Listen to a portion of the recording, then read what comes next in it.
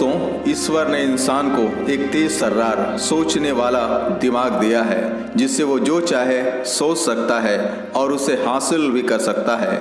लेकिन वह पारिवारिक मोह माया के चक्कर में पीछे रह जाता है और कभी कभी तो उसका पूरा जीवन ही बर्बाद हो जाता है, जैसा कि बेचारी बकरी के साथ हुआ।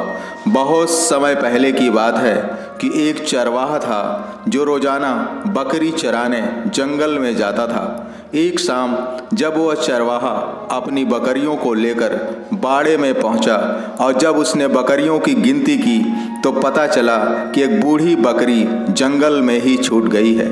उसने सोचा अब तो जंगली जानवरों ने उसका शिकार कर लिया होगा।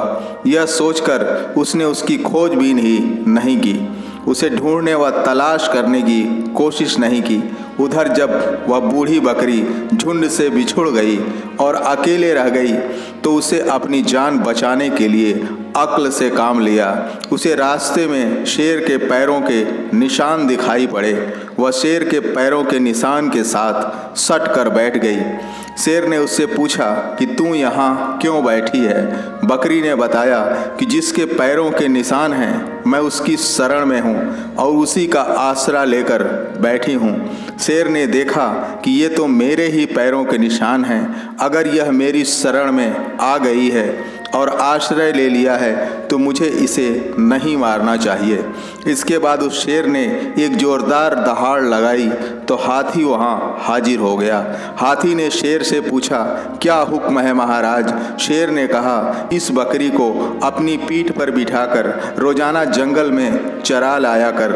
हाथी उस बकरी को सुबह अपनी पीठ पर बिठाता और पूरे दिन जंगल में घुमाता। बकरी पेड़ों के ऊपर हरी हरी कोपले खाती। पेड़ों की कच्ची कच्ची कोपले खाने से उसका शरीर बहुत ही तगड़ा हो गया। इस तरह महीनों बीत गए।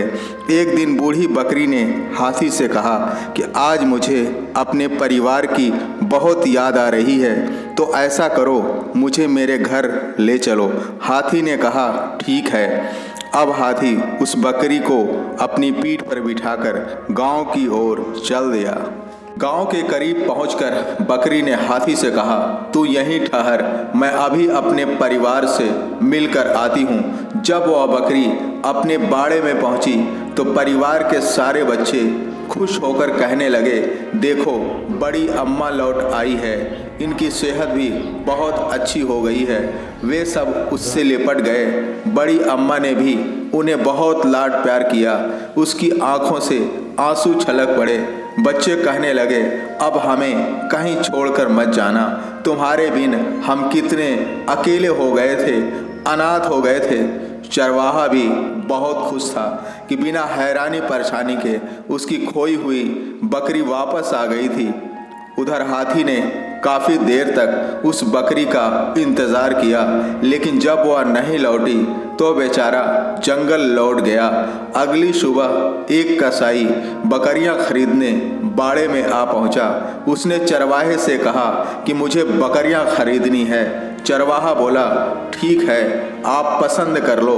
कसाई ने बाड़े की सभी बकरियों पर अपनी सरसरी नज़र डाली और उसकी नज़र एक बकरी पर ठहर गई जो सेहतमंद थी। कसाई ने उंगली से इशारा किया।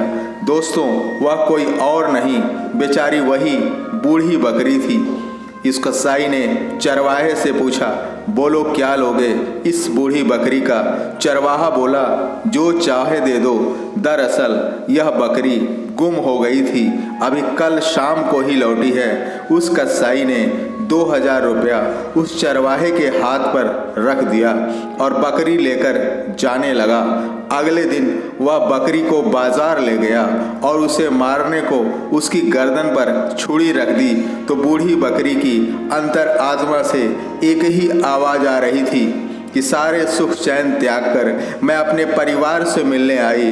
अगर परिवार की मोह ममता ना होती तो आज मेरी यह दुर्दशा भी ना होती। दोस्तों, उस बकरी को कसाई ने नहीं मारा, बल्कि उसकी मोह ममता ने उसे मार डाला। अगर वह मोह ममता का त्याग कर देती तो शायद जिंदा होती। ठीक इसी तरह हमारे भी सपने परिवार की मोह माया के चक्कर में पड़कर टूट कर बिखर जाते हैं। दोस्तों, इस कहानी को अंत तक सुनने के लिए आपका दिल से धन्यवाद। मिलेंगे फिर एक नई कहानी में, तब तक के लिए जय हिंद, जय भारत।